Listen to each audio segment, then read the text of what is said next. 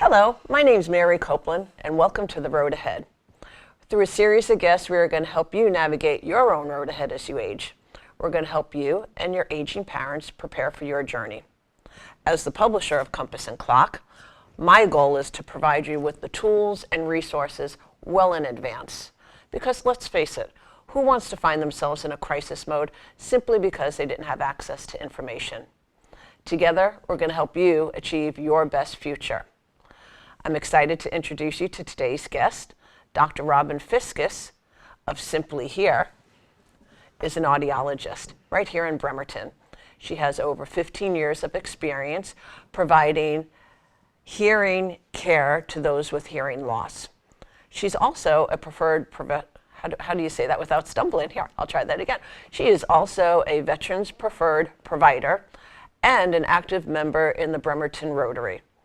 She is definitely dedicated and compassionate as it pertains to hearing healthcare. Robin, welcome to the show. Mary, thanks for having me. You are more than welcome. I'm delighted to help the folks learn a little bit about how they can improve their hearing loss. So why don't we start by explaining what is the difference between a hearing specialist and an audiologist? Yep. Okay. A hearing instrument dispenser or a hearing aid specialist generally has 2 years certification, courses that they take to get that certification. They are primarily focused on selling hearing aids, and they oftentimes work on commission.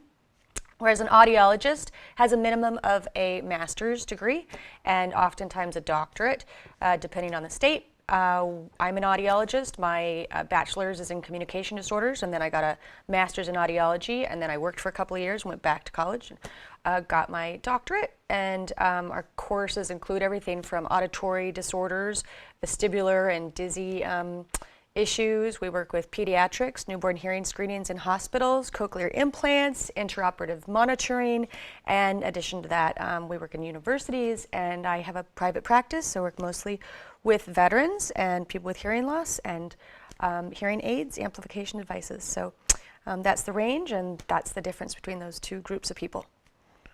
Audiologists are doctors. Yeah. Through and through. Yeah. So if you are diagnosed with a hearing impairment, how do you know what hearing aid to purchase? Yeah, that's a good question. First of all, go to a professional. Go to someone who really has your best interests in mind. And the best hearing aid is going to be one that works for you. It's not the same for everybody. It's not like you're going and you're picking out a pair of shoes. You can't just pick the one you want. You need to listen to someone who knows what they're talking about, and that's someone who knows a sophisticated device. This hearing instrument is a digital computer circuit, and it can process noise, process background noise. Generally, the more it costs, the better it works in noise. That's really what it boils down to. That if you have a lifestyle that maybe you don't socialize a lot, you live at home, walk your dog, watch some TV, you might not need that kind of sophistication. On the other hand, if you have a really active lifestyle, you participate in meetings and socialize and volunteer, maybe have some kids and grandkids around, and you like to go out to eat with your family, you need something that works a little bit better. And you need to go to someone who knows how to program that and recognizes what your activities are so that they can program it and make it right for you. My very favorite hearing aid on the market right now is by a company called Starkey, and the name of the hearing aid is the Livio AI 2400. It's artificial. That sounds like a toy. It does, yeah. It's for artificial intelligence, and it's amazing. It really, it has all of these features inside of it, including it's Bluetooth, so it can connect to your phone, so you can stream from your phone, pick up a phone call. It's rechargeable. That works in your car then too. It doesn't connect to your car. If your car is Bluetooth capable though? Okay. Nope. So it has an app on your phone, and the app, it will connect to your TV. Okay. But not to your car. Okay, not yet. That I know. So the app on your phone allows you to stream anything, any information that's coming from your phone, including a phone call, or if like you're watching a YouTube video or something, that it streams to your hearing aids, and then you can hear it, nobody else can hear it. And it also has a pedometer in it, so your app will count how many steps you take while you're wearing your hearing aids. So the whole idea, the whole idea is health.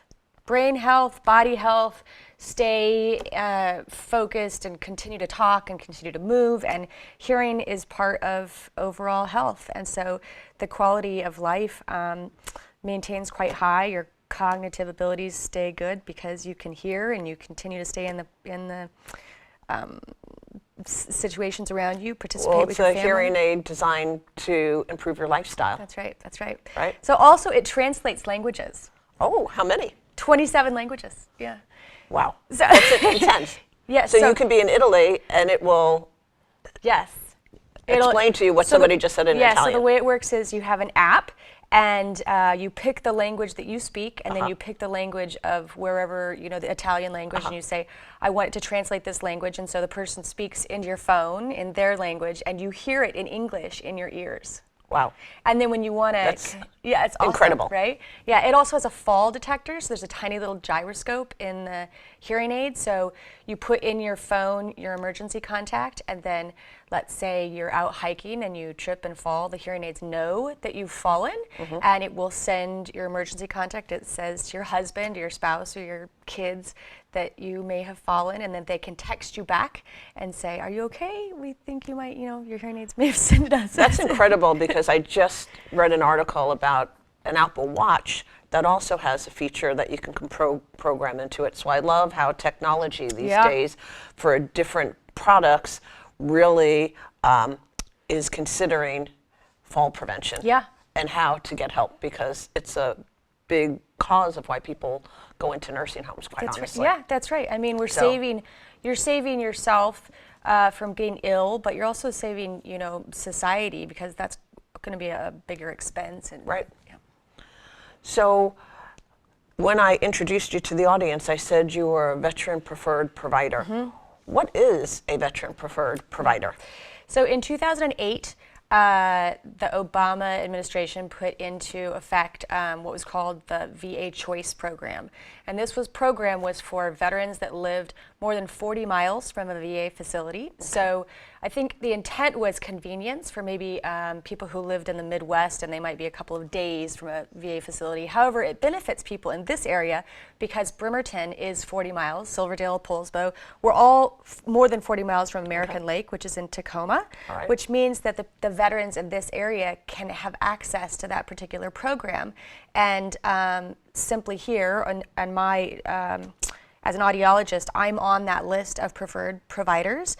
And the VA, we have a very good relationship with the Seattle VA, the audiology department, and they refer to me quite often. I think I'm probably the primary provider of hearing aids for veterans in this area because we have a very good reputation.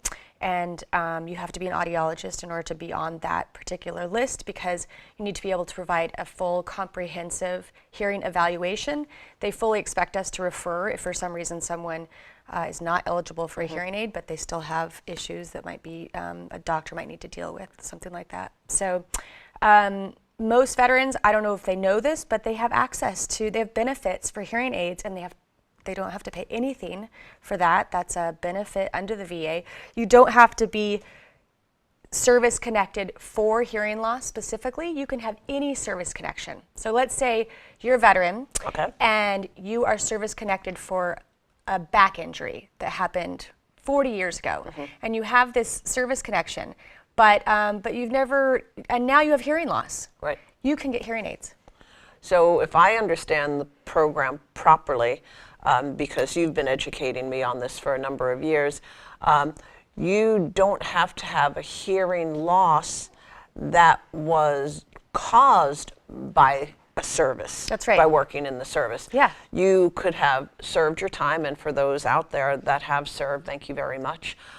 You could have been in the service or still active or retired, and you have a hearing loss. Yes. They can come and get an evaluation, and they would be eligible for compensation for the program. That's right. And it doesn't generally include financial compensation. It includes hearing aids.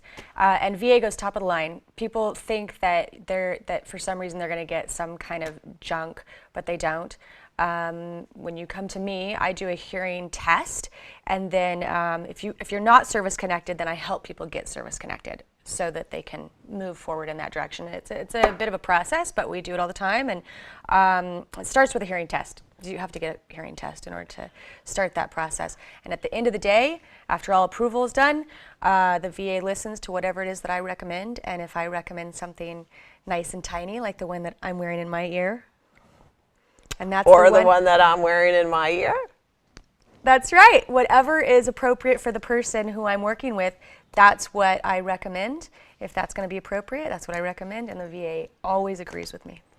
So you're a preferred provider here because we're in a heavily concentrated military area and the PSNS workers. So if somebody feels that their hearing isn't what it should be, how do they even go about starting the process? Where do they even go to ask? You get a hearing test. You can call my office, Simply Hear. We provide complimentary hearing screens for anybody who wants to just know where they stand. And I'm going to interrupt for 1 sec. Sure. If somebody is watching this and they live in another state, they would find a preferred provider there to do the same thing, correct? Yep. If you're a veteran, what you would want to do is you would want to call Veterans Affairs. It's an 800 number. I don't know exactly what the number is. You can call it. You Google VA, and then just call and see if there's somebody in your area that's on that list. And then you go and get the evaluation. Get the evaluation done.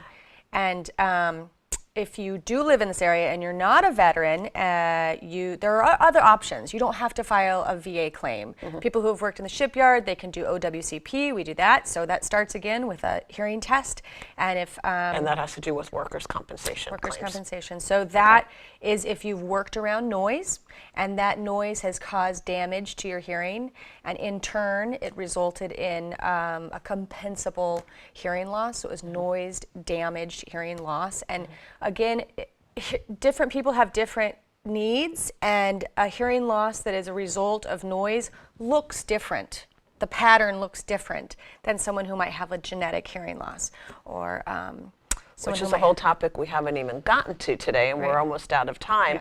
So I think we're going to have you back, because we haven't even talked about the psychological aspects of hearing loss, because I know dementia, cognitive skills, and social isolation. Right, so I deal. think we'll have to do a whole nother episode on that. But for today, are there any parting words you want to share with our viewers?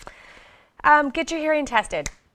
Call and reference this interview and get a hearing test, because it's easy to put off. Most people put off hearing loss, getting hearing loss treated for up to 7 years, beyond the point where they should have done something about it. They're missing out on conversations. They're missing out on the fun. Their grandkids, the jokes, the humor, the laughs. Yeah, people choose not to go out and participate because it's such a struggle, and it doesn't have to be like that. They withdraw. That's right. And it changes their lifestyle. Yeah. So get back into the game, right? That's right. So, well, that's about all the time we have for today. Viewers, thank you so much for spending some time with us. Robin, thank you for all the information. Thanks for having me, Mary. This has been fun. It is fun. Time went way too fast today, though. So for those of you that have served, thank you very much, and make sure to get your hearing checked. Thanks so much. Have a great day.